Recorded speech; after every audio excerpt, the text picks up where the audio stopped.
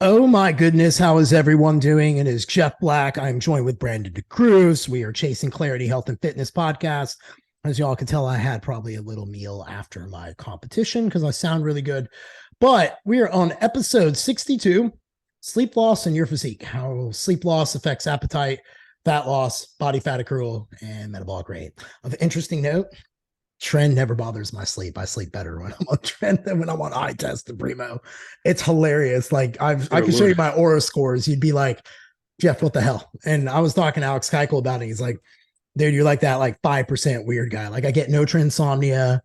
You probably get no histamine reaction. I get nothing. From like, yeah, I literally, it actually like makes me more chill. Like I'm actually more focused to a degree. Like it kind of calms me to a degree because I'm like, I think maybe because I'm like hyper aware that I'm on it. So I'm like, oh, I better be cool and calm. Or if I'm on test, I might be like, brr. But anyway, so I'm gonna go ahead and kick this off. So my last weekend, six of us competed from Team Relentless Forever. So if you're interested in working with me and prepping for NPC shows, I'm always looking to work with you. I love working with people for especially first time competitors. So myself and Kevin, we were 20 plus shows deep.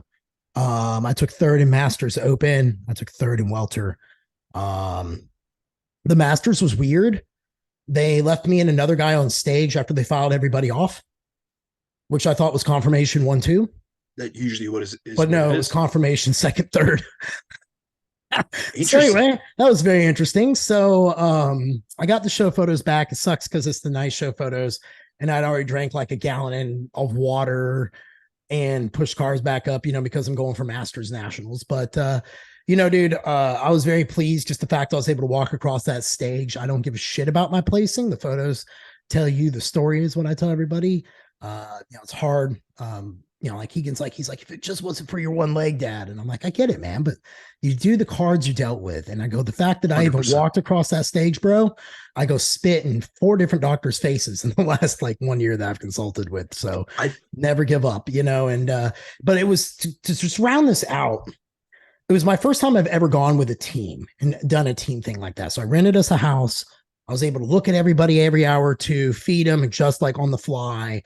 But the amount of camaraderie, dude, like the 6 of us bros, like we're brothers after that trip. You know what I mean? Like we slept, I've been there. We tanned together, we ate together, we talked about our dads, we talked about our past, we talked about, where we want to go, why we're afraid of where we want to go to.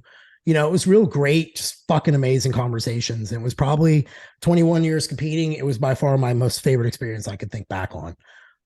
Just top to bottom, where I just walked away from the weekend not feeling depleted, but feeling very recharged, Dude, that's incredible.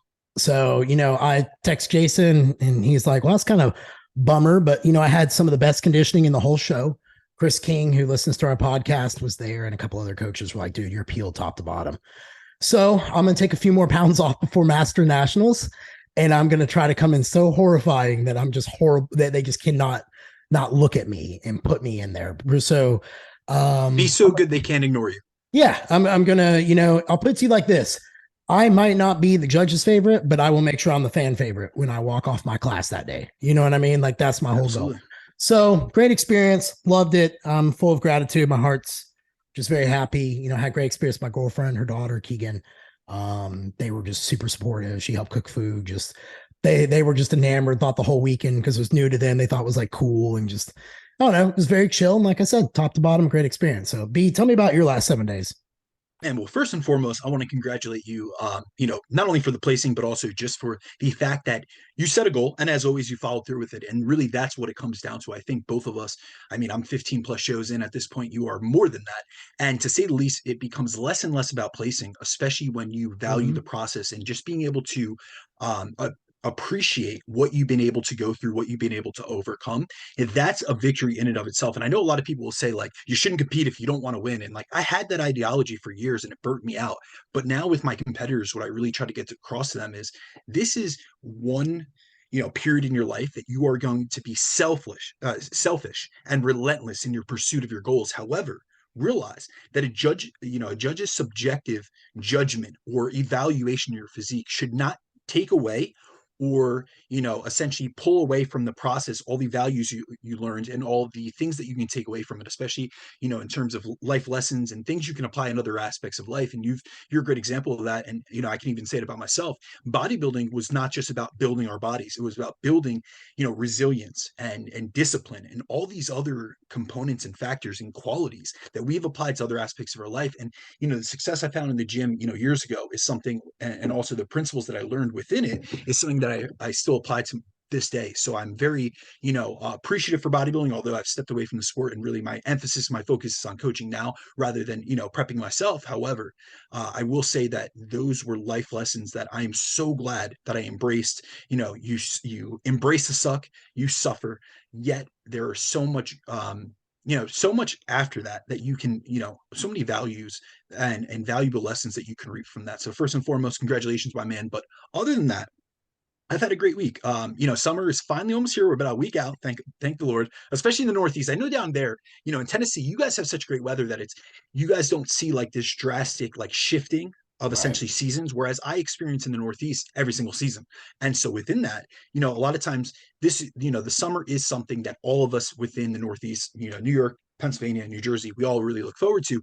And I've spent the past week onboarding new clients, especially from this region, whose goal is to stay on track this summer. Whereas, in years in the past, they haven't invested into coaching. So this was a common conversation I've had within the last couple of weeks. It's like, where have you been? What things have you seen hold yourself back? Like these are questions that I'll ask them within my intake and within the consult.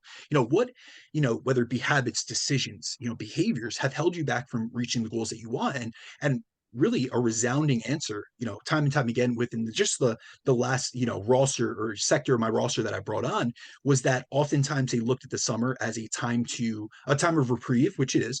However, they've eased off the gas and essentially they haven't sought out coaching, and it's drastically impacted their body composition, their performance, as well as their health.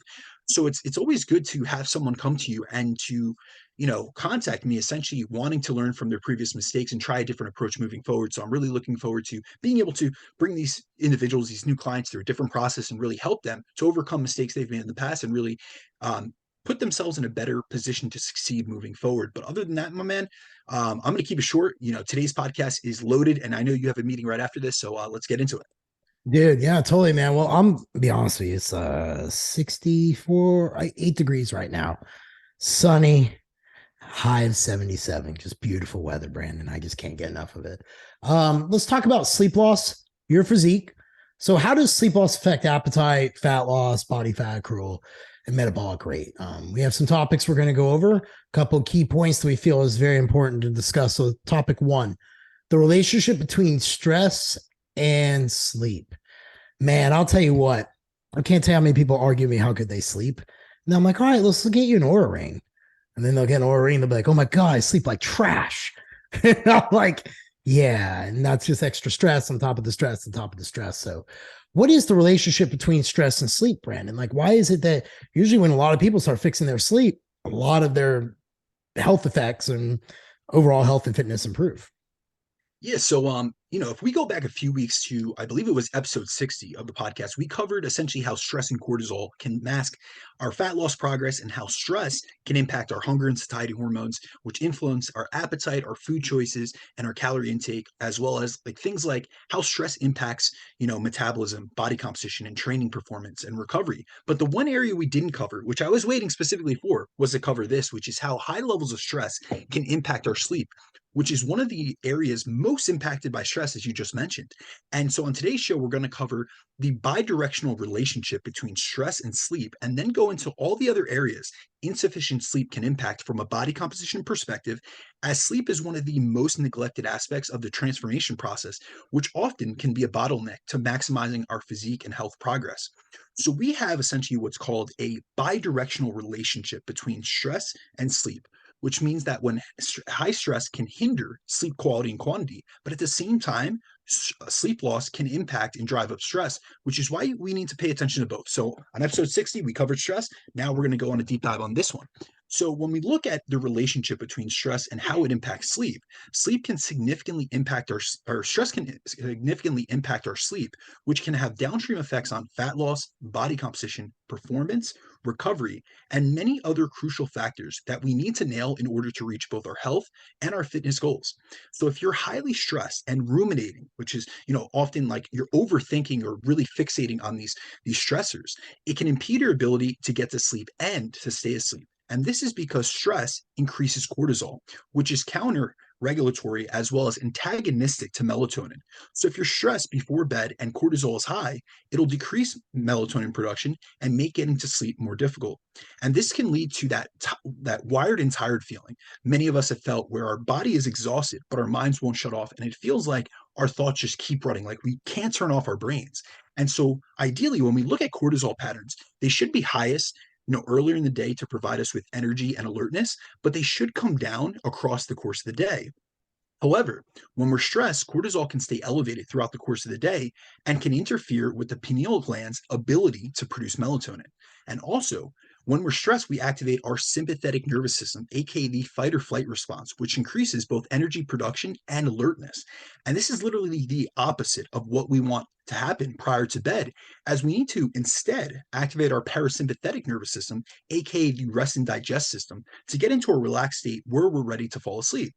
And what's interesting is being in this sympathetic dominant state where cortisol production is elevated is one of the leading theories behind insomnia, which is one of the most common sleep issues that we see from a clinical perspective. So we see that cortisol should rise and be high in the morning to elicit what's called the cortisol awakening response. And after that, it should come down throughout the day, being low before bed, as we need cortisol to drop down to get to sleep, and not only to get to sleep, but also to stay asleep. And cortisol is then supposed to stay low throughout the course of the night while we're asleep, and should only start to rise, like we look at cortisol patternings, a few hours before we wake to prepare us for wakefulness. However, when we look in research that monitors those with insomnia, we see that they often get a spike in cortisol in the evening before bedtime.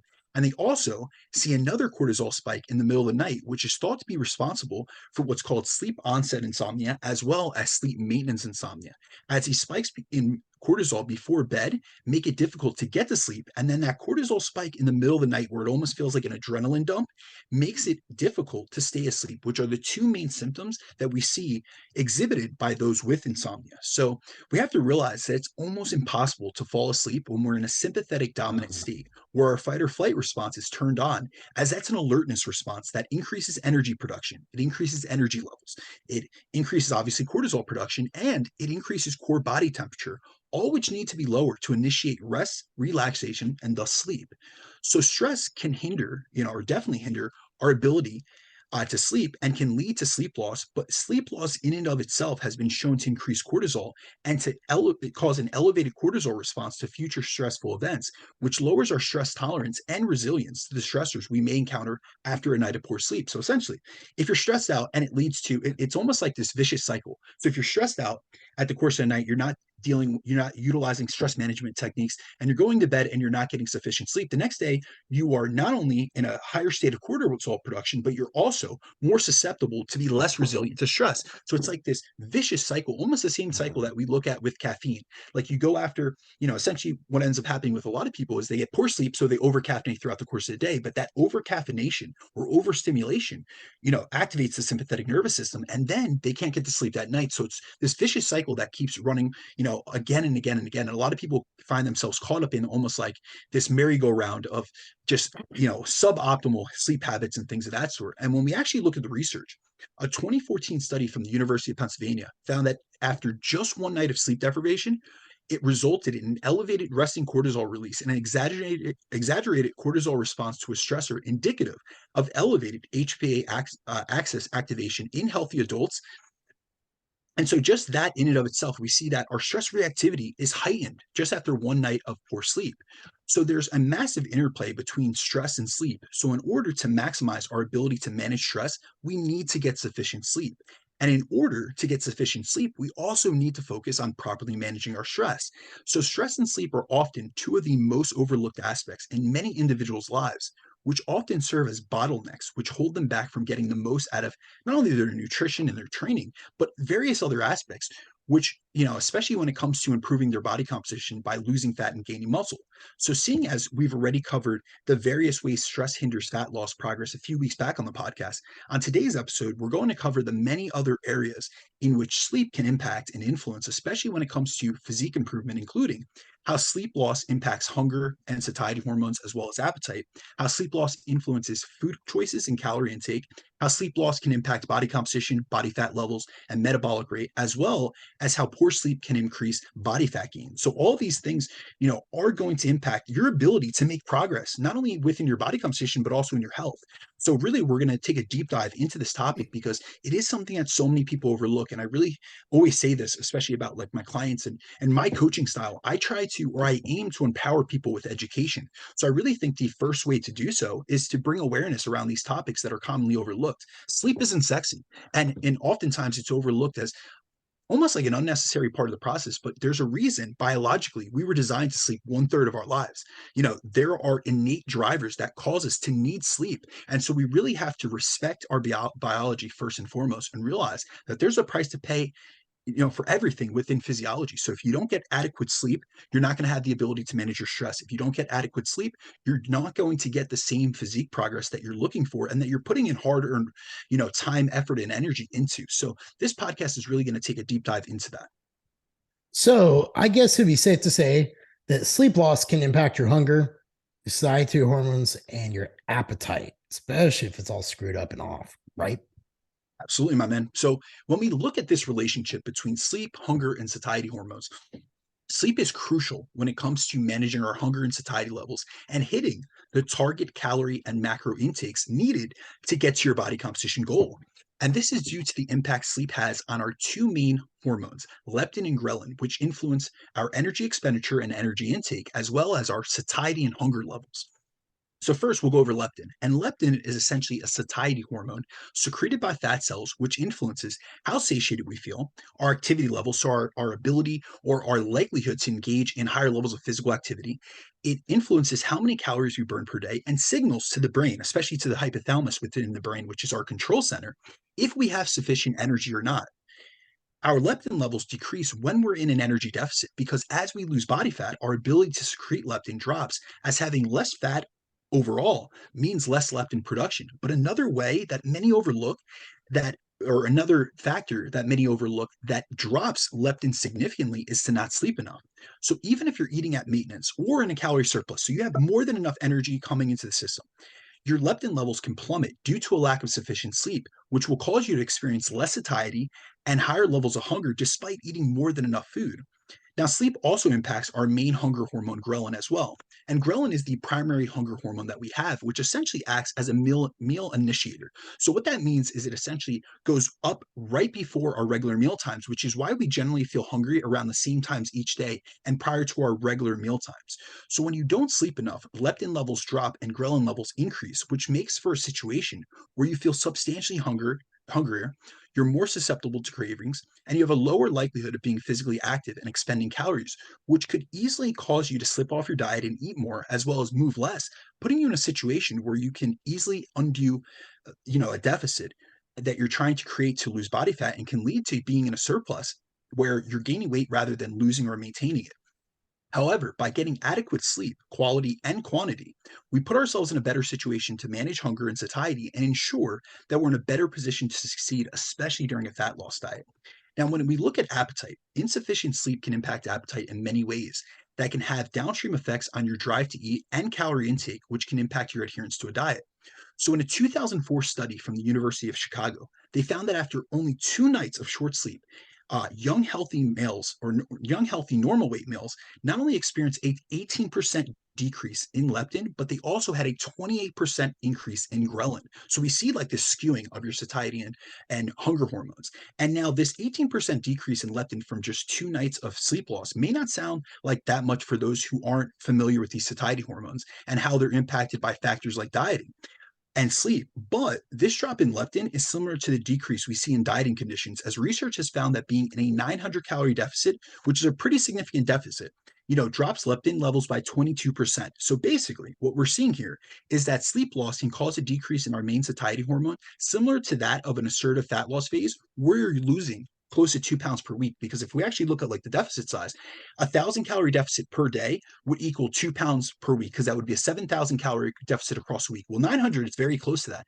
So you would be losing at an aggressive rate and lowering leptin very similarly in an aggressive fat loss phase as compared to just getting insufficient sleep for 2 nights.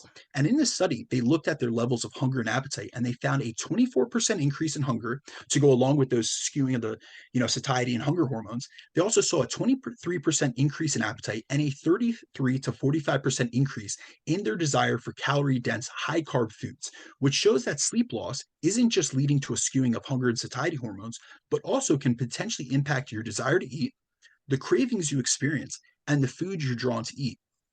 And so the impact poor sleep can have on hunger, satiety, and appetite is something I often discuss with my clients, as there are some weeks, and Jeff, I'm sure you can relate to this, but there's some weeks where I'll have a client check in and there's literally been nothing changed in their nutrition or their training, meaning we haven't decreased calories, we haven't increased expenditure. None of those things have happened. However, they report significantly higher hunger and appetite levels and say that they're experiencing higher levels of cravings within their check ins. And often, what I find is when I start discussing some of the factors outside of their nutrition and training that could be driving these changes, it often comes after, these symptoms or this feedback that they're giving me often comes after a few days or even a week of poor sleep, which is why it's so important to pay attention to sleep, as we're often quick to blame other factors within our programming for the symptoms that we're experiencing, when in actuality, it could be due to lifestyle factors. So often people will say, well, maybe I'm just not eating enough, or, maybe, they're looking for another symptom or another root cause, essentially, when in actuality, it's their lack of lifestyle management. And that's why it's so important to be aware of the impact that things like sleep and stress can have on things like our appetite, our hunger, and our satiety. Because if you realize that, it's going to make more sense to you when you wake up after a night of poor sleep saying, all right, I am hungrier, but I know that that's just a response that sleep loss causes me. And it's not an issue with my diet, because I've been following the same diet the past week and I'm only getting these symptoms or this feedback after a night of poor sleep. So then I guess sleep loss would influence our food cravings, food choices, and dietary decisions. And maybe that's where a flex diet, if you have poor sleep, might not be the best for you, where you're able to flex too much. Very, very true, my man. So sleep has a massive impact on many facets of our fitness and nutrition programs, but most underestimate the effect that inadequate sleep can have on their physique progress, especially during a fat loss phase, in terms of how sleep loss can impact their inhibition, their food choices, and their food preferences, as well as food cravings, all of which can drastically increase their calorie intake, especially if you're exposing yourself to these items, like you mentioned, with like being way too flexible, especially within a fat loss phase. So, sleep curtailment not only increases our appetite and drive to eat, but it can specifically increase our desire to eat highly palatable, calorie dense foods, as well as increase the food reward that we get from hyperpalatable items like things like chocolate or cookies or cake and ice cream when we're in a sleep deprived state. And that's often why we see that this is kind of like the comfort food that people look for. And this is why after a night of poor sleep, many will notice that they're not only less satiated after their regular meal. So that's something that we've all experienced. We've had a night of poor sleep. We're eating the same diet that we had, it's Tuesday today. Yet yesterday on Monday, I ate the same meals that I'm going to eat today. However, last night I didn't get enough sleep. So now I notice that I'm getting less full after meals. Well, this is a response from the lack of sleep, not from the diet in and of itself. And often what ends up happening is this leads us to have more cravings for comfort foods, to kind of like fill that void, to make us feel better, essentially. And the issue with this situation is highly palatable foods can cause what's called passive overeating, as they're less satiating and filling. So when you combine highly palatable foods, like if you're being really flexible and you're constantly playing macro Tetris, you have no plan in place, and you're kind of utilizing a lot of processed or highly palatable foods within your diet, that might be all good and well to nail your macros on a day that, or in a week that you have really sufficient sleep. But on a night that you don't have sufficient sleep, this sleep loss can make moderating your intake of these items and adhering to your target intake even more difficult. And sleep loss reduces your inhibition, or your ability to stop yourself from making bad decisions, which is why you're more likely to experience cravings and to give in to them after a night of poor sleep. Sleep loss also impacts our dietary decisions and leaves us more predisposed towards craving calorie packed foods, which is why if you think back to a time where you've been dieting and you've also been going through a period of poor sleep, you'll notice that it most likely impacted not only your decision making abilities, but also your dietary adherence, which makes maintaining a calorie deficit much more difficult. And research finds that People who don't sleep enough reach for higher sugar, higher fat, higher reward, and higher calorie foods, which shows how sleep can impact and influence our dietary decisions and behaviors. So, in one study from Michigan State University, researchers wanted to see the impact that just one night of insufficient sleep would have on both food choices and food intake. And in this study, they recruited people who were good sleepers. So they screened these individuals and made sure that they didn't have any chronic sleep issues in and of themselves. And what they did was they conducted a crossover study where participants came into the lab twice.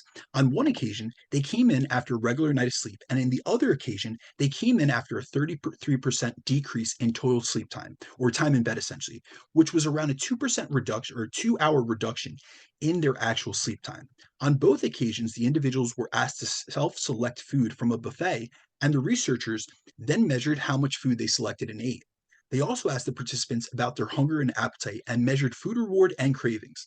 And this research found that participants reported increased hunger, tiredness, sleepiness, and increased food cravings after just one night of curtailed sleep. They also found that larger portion sizes, higher calorie intake, and more chocolate was consumed after the short night of sleep.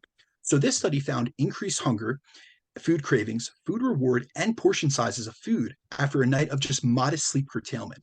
And these maladaptive responses could lead to a higher energy intake and ultimately to weight gain if you were to, essentially just follow your intuition, essentially, which is another issue with, some of the interpretations of intuitive eating, where people will just eat off of how they feel, but often, how we feel is a subjective thing, so it could be influenced by so many other factors, especially sleep. And the issue with the fact that we tend to, select larger portion sizes after just one night of poor sleep, as compared to after one night of sufficient sleep, is that research finds that over 90% of people will finish every morsel of food they put on their plates, regardless of portion size, which is termed the I agree. clean plate effect. So, if we're not aware of the impact sleep can have on our hunger, our appetite, our cravings, food choices, and food intake, insufficient sleep can lead us to make poor decisions around our nutrition, which can derail our physique progress and can also negatively impact our metabolic health. Now, in another study from the same lab, they found that your liking and perception of taste is altered after just one night of poor quality sleep. So, after sleep curtailment, your preferred desire for sweetness went up by about 45%. And this could lead you to reaching for sweeter foods, which generally contain both higher sugar and higher fat content. And this is essentially what they postulated, was that this is done, or we do this because we're trying to boost our mood and give ourselves energy after a night of poor sleep, because essentially we didn't get, restoration and comfort, as well as, stress relief and energy production from a sufficient night of sleep. So now we're looking towards, exogenous factors, or food essentially, as a way to cope with that. And so this is also why I'm a big believer in tracking and measuring our food intake, as if we just eyeball portions, our ability to self-select, food choices and food portions that are in line with our physique goals can be influenced by so many factors outside of how many calories and macros we need to reach our goals, especially in a time of poor sleep. So if you're someone that you're kind of just flying by the seat of your pants and you think you're going to, be able to go into a fat loss phase, not track anything, and kind of just eat by feel, or eat by, just your Hmm. self-selected portion sizes, you're really putting yourself, it's a recipe for disaster, especially if you are someone that doesn't have a dialed in sleep routine. I agree with you 100%. I just don't. That's why I'm hard on the intuitive eating when people want to do that. I'm like, okay. A lot of lifestyle factors really come in to be able to pull that one off, and an extreme amount of mental discipline. But how then? So if the sleep, I guess, if your sleep sucks and you got all these cravings and all that, what is the rate, or what does research show, or anything that you've got as far as like when the sleep loss happens, how it leads to like perhaps increased calorie intake? Does that Yeah, even happen? believe me, it does, my man. And I wish it didn't, Oh, because I this is know. something that I think most people are susceptible to, especially when they're unaware of that, because often they're just going off of their intuitive signals, or, how they feel from a, a fullness or a satiety perspective, as well as a hunger perspective. So when they feel higher levels of hunger, that's a discomfortable feeling, or uncomfortable feeling rather. And so within that, they reach for more food, or they try to eat more to compensate. And often, not only do they make mistakes, or they make errors in terms of how much they're eating, but also the food choices in which they select. So sleep loss has a ton of negative impacts, as we've covered, regarding our hunger, our appetite, our food choices and desires, which is why sleep deprivation is associated with increased calorie intake and body fat gain. And in a 2020 study from Spaeth and colleagues, researchers examined the negative impact sleep deprivation and sleep loss can have on our ability to adhere to our diet and our subsequent calorie intake after a night of poor sleep. So this study compared participants' normal sleep levels with a 5-day sleep restriction cycle where they slept less during this short period of time. And so the results found that when individuals were sleep restricted, they increased their daily calorie intake by an average of 527 calories per day. And they also saw that they decreased their protein intake while increasing fat and carb intake. So now, not only do we have this massive surplus, but now they're also skewing the ratios in terms of their actual macronutrient distribution.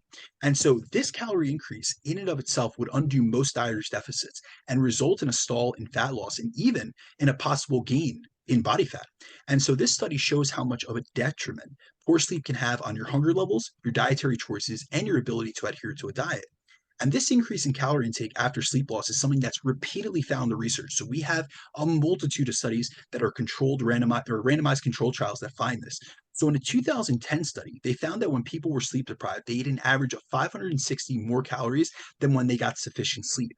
And last but not least, a 2009 study found that when they cut back on healthy participants' sleep by a little over 2 hours, these individuals increased their total calorie intake by almost 300 calories per day, with most of that increase in terms of calories per day coming from snacks outside of their regular meals. So not only were they eating more, but it wasn't like they were eating more of the nutrient-dense whole foods that they generally eat. They weren't eating higher protein intake to keep satiated or things that aren't going to be as detrimental to, body composition. What they were doing was they were getting more snacks, more hyperpalatable foods and things of that sort.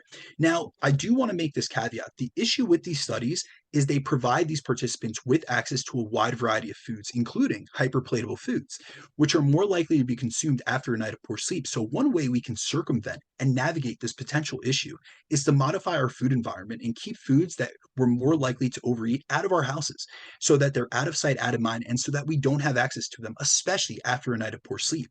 And even if you do this, it's important to realize that sleeping less also increases the time you're awake and your opportunity to eat. So the increase in calorie intake is not only due to higher hunger, but also due to the fact that there's a longer duration to being awake and you're able to eat for a longer period of time, which is why, I like to make sure that my clients have a regular and consistent eating pattern and meal schedule so that they have a routine to follow and fall back on. So even if they have one night of short sleep, they still have something to look to follow from a structured perspective rather than if someone just gave, if I was just a coach that just gave macros and said, figure it out, make your own meals, whatever it may be, play macro Tetris, things like that sort. Like a lot of times it's just going to cause deviations because they're being too flexible with their food choices. They're not using whole foods. And then also they're awake for a much longer time. So I don't know if you've ever gotten this from individuals, but have you ever heard of people like borrowing macros for the next day, or what day does this count for? Like it's all good and well if you're having like a free meal or something to borrow, some macros or calories from another day. But often what I find with that is that when people are awake longer, when it's night shift or whatever it may be, they'll be like, well, does this count for today or tomorrow? You know what I mean? They're trying to figure this out, but often they just forget. And we know that there's such a susceptibility to inaccurate tracking and misreporting your calorie intake. And this is something we covered in the last podcast that I just try to set my clients up for success and try to lower the margin for error because there's so many ways that we can make errors in terms of our calorie calculations, our calorie intakes, our tracking of food, that if you can set yourself up both from an environment perspective and a scheduling and structure perspective where it's easier to adhere to the diet, it's going to make the entire process easier, both from like a cognitive perspective, a decision-making perspective, but also from an execution perspective. So I guess because you're painting this out to be just a bad news bears, like in the sense of you get bad sleep, you're going to probably want to eat more. Odds are going to, most people crumble when the sleep gets bad. And they start kind of going off, and all this stuff makes sense that we're outlining for them. But eventually what's going to happen is sleep loss can then impact body composition. It impacts your body fat levels. It impacts your metabolic rate and your TDEE. So how does all this kind of combine to form this shit show? All right. So sleep loss can impact all the things that you mentioned. So we're talking body composition, we're talking body fat levels, body fat loss, and metabolic rate through multiple mechanisms. So first and foremost, poor sleep has been shown to increase cortisol production, which can interfere with body composition goals as cortisol causes fuel mobilization and breaks down tissues to provide us with energy. Now, when you're in a deficit, having constantly elevated cortisol from both poor sleep and high stress can cause you to be in a catabolic state as it liberates tissues to be used as fuel. But here's the issue. When you're in an energy deficit, you're already lacking energy sources, especially if you're in a deep deficit. And so you don't have as much fuel coming from substrates like carbs and fats, which could lead protein to be broken down for fuel. So this could eventually lead to muscle loss. So if you're in a situation where you're highly stressed, you're underslept, and you're not eating a sufficient amount, you leave yourself more predisposed to muscle loss when dieting. And this is something that's been seen in multiple controlled studies. So in a 2018 study, participants were put on an 8-week diet. In both conditions, or in both groups, their calorie deficit was matched. However, in one group, they slept 1 hour less per night during the week and then made up for some of that sleep loss on the weekends by sleeping an extra hour per night. Whereas the other group got a consistent amount of sleep, a full night's worth of sleep, 7 days per week. So we had an inconsistent group and a consistent group essentially. And what's interesting about this study is that this is often what many of us do. We'll sleep less during the week due to work or other responsibilities, and then we just try to sleep a bit more on the weekend to quote unquote catch up. Yeah. Now, both groups lost the same amount of weight as they were both in the same degree of a deficit. So they had everything was calorie equated. So both were matched. So they lost the same amount of weight, but the quality of the weight loss was significantly different. So if we look at the sleep restriction group who slept just 1 hour less per night during the week, they lost 84% of their weight from lean mass, meaning from muscle, with only 16% of their weight loss coming from a loss in fat mass. Now, the other group that had a full night of sleep every single day lost only 17% of their weight from lean mass or muscle tissue, with 83% of it coming from fat mass. So this was almost diametrically opposed in terms of their body composition. They also found that the only group which got less, or in the group that got less sleep during the week, they saw a reduction in leptin levels. And that was the only group that saw that. So they were more likely to experience higher levels of hunger due to this loss in sleep. So despite losing the same amount of weight, the actual body composition changes between the two groups were completely different. And this is because when we're in a deficit, our body needs to oxidize tissue for energy and can pull from different tissues to do so. But if you're sleep deprived, you're going to put yourself in a situation where you're more likely to lose muscle and less likely to lose actual body fat. Now, another 2010 study was very similar in terms of how it looked at these factors, and they found pretty similar findings, but they're super interesting. So, what they did was they looked at how different lengths of sleep impact the results we get from these same calorie deficit. So, they had subjects go through two conditions, both lasting 2 weeks in length. In one condition, they allowed the subjects to get sufficient sleep of up to 8.5 hours per night. That doesn't mean that they slept 8.5 hours per night, but essentially what that means is they were in bed for 8.5 hours per night. So that could be anywhere from, say, 7 to 7.5 hours on average that they were getting. In the other condition, they got insufficient sleep of 5.5 hours per night. In both of these conditions, each group lost the same amount of weight due to having the same calorie deficit, but the proportion of that weight loss was completely different. So, in both conditions, the group lost 3 kilograms over the course of the study, but the sleep restricted group only lost zero point 0.6 kilograms from fat mass and lost 2.4 kilograms from fat free mass. So, they only lost 20% of their weight from fat, whereas they lost 80% of the weight that they lost from muscle. So the sleep curtailment group decreased the proportion of weight loss as fat by 55% and increased the loss of fat-free mass by 60%. And this was also accompanied by markers of enhanced hormonal adaptations to the diet in and of itself. And they also saw increased hunger and a shift in relative fuel use towards oxidation of less fat for energy. So what they found was that these individuals, even at lower intensity levels of activity, were more likely to go after glycogen and burn carbs rather than burn fat. So they had impaired metabolic flexibility.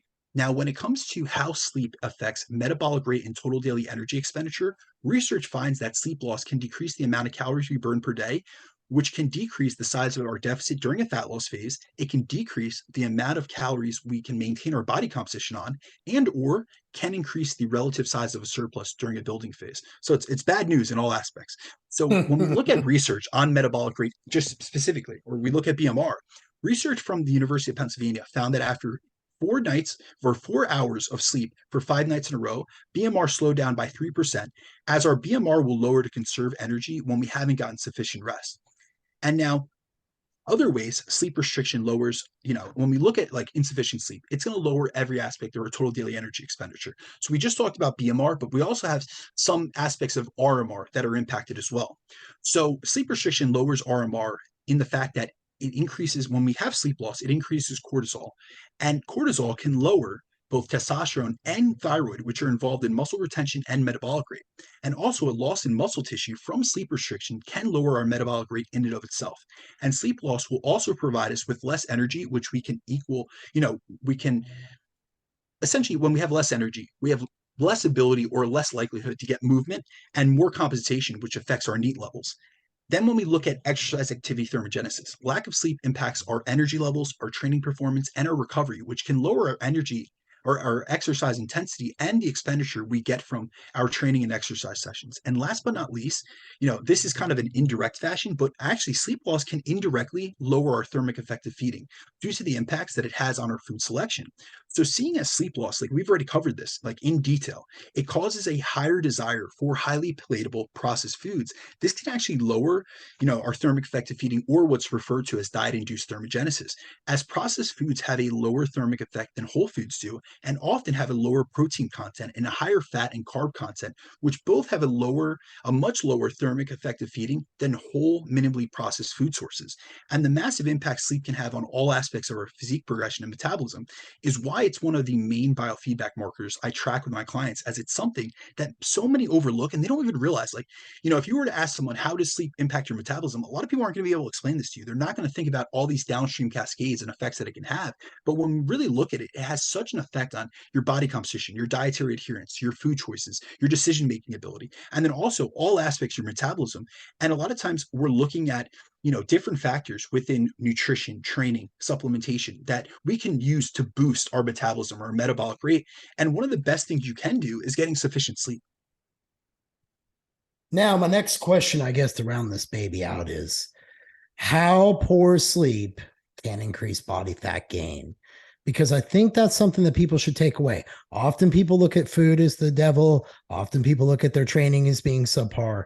What I usually see, it's often a stress and sleep thing, with sleep being number one, stress being number two, kind of depending upon the individual, A or type A, B, C, D, G, F, H, I, whatever, and how they're going to respond to that. So sum this up for us, man. How can poor sleep increase body fat gain?